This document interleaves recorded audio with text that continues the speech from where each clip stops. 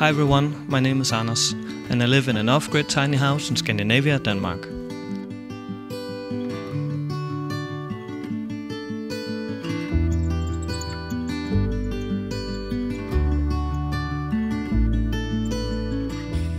Living off the grid means not being connected to the main power grid, heat or water system. Instead I collect solar energy, harvest rainwater and chop my own wood, as you will see in this video.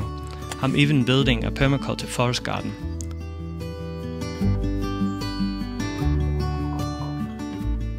I truly believe that living more in accordance with nature can help us feel more connected to it. And maybe also to ourselves. So I guess that's really what I'm trying to achieve out here in the forest. Not knowing exactly where I'm going or where I'm headed, only that each day takes me closer to living a more natural and self-reliant lifestyle.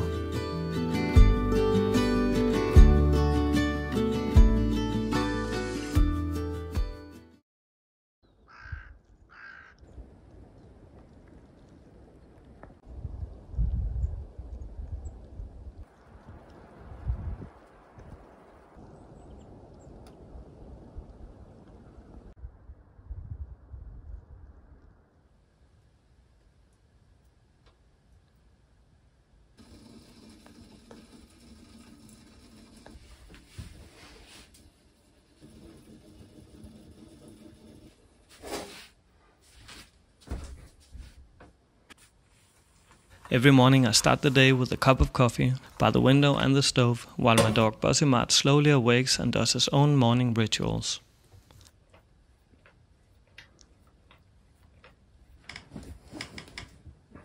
I really enjoy this time of year, where winter turns the forest into a quiet place of resting after yet another busy year here in my small homestead.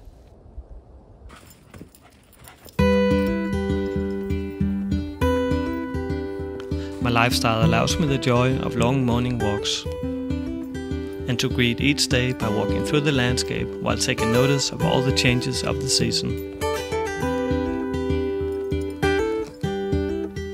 Now it's winter, and being from Nuuk in Greenland, Bossy is in his right element. Wooden logs are still strange though. Naturally, they must be destroyed.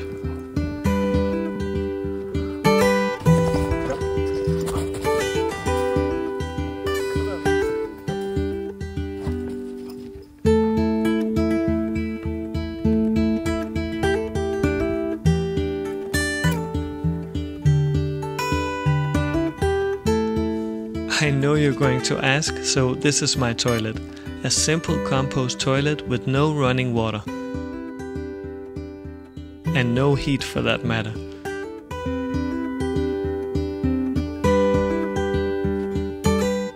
It's a lot of work living off the grid, to keep the house going and also maintain it, especially during the winter. You don't just flip a switch and then get comfortable.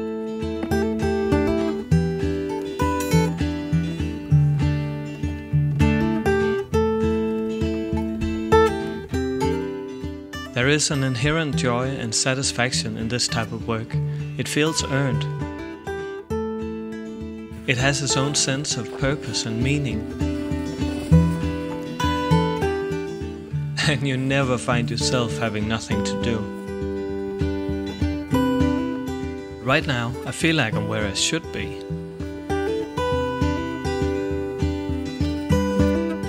Living in nature and every day reminded how I'm dependent on it and also a part of it.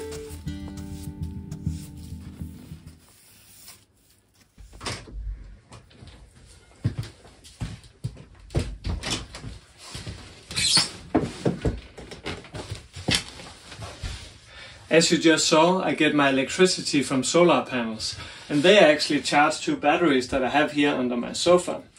But at this time of year, I really need to be very mindful of my consumption of energy, because generally batteries don't like to be depleted, so I really need to save on them as much as I can.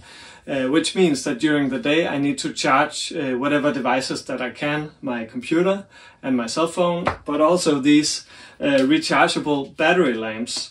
So that's kind of deal when living off-grid, that you need to be very aware of nature and also how much energy you can get from, for instance, the sun. So that's a part of the rhythm in this household. But some days you just don't get any sun, and I really would like to have a windmill, so maybe in the future, but for now I just have a backup generator on the outside of the house that I can turn on whenever the batteries are in danger of being depleted.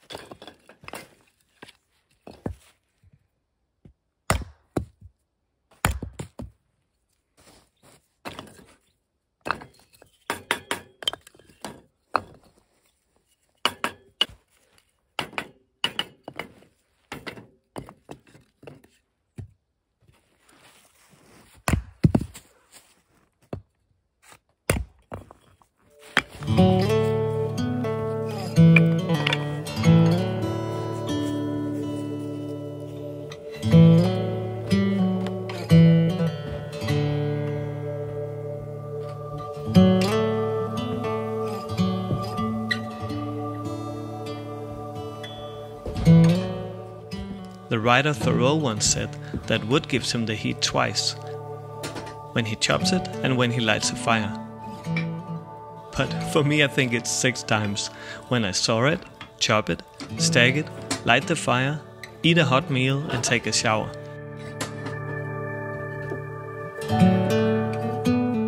You get a real respect for energy when you harvest it yourself and you know how much it takes to produce it.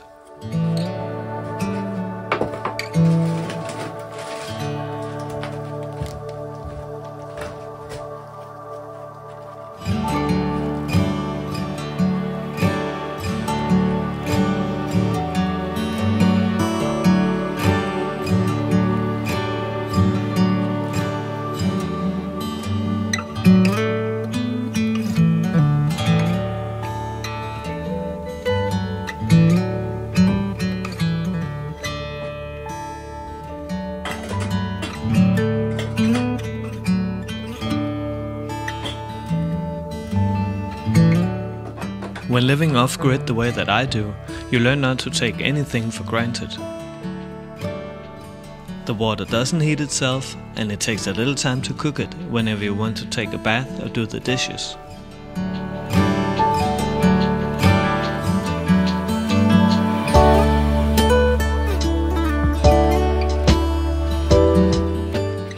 when it's time for a shower, I mix hot water with equal amounts of cold water in a bucket.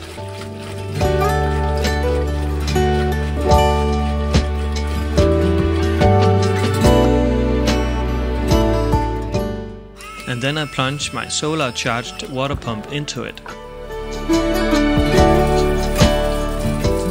It gives me a good 3 or 4 minutes worth of hot shower, but it does the job and it's enough for me.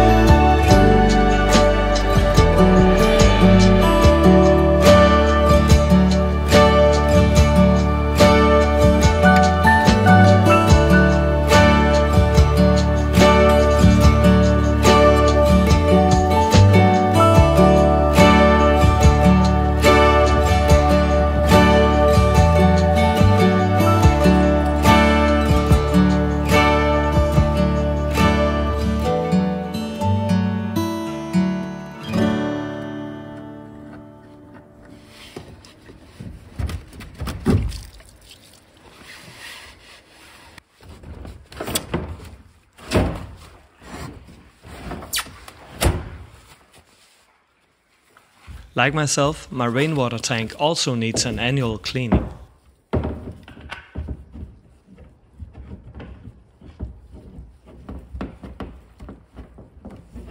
This is here that I store all of the water that I use in the house.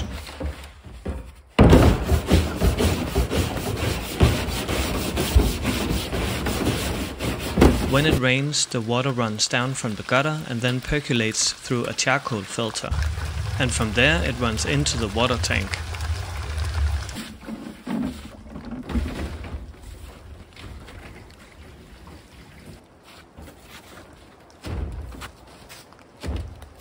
Cleaning the tank is a somewhat tedious job, but it is something that needs to be done once in a while. And when it is, I need to drain it, unplug all of the hoses, scrub it on the inside, drain it again, rinse it, and then put everything back into its place.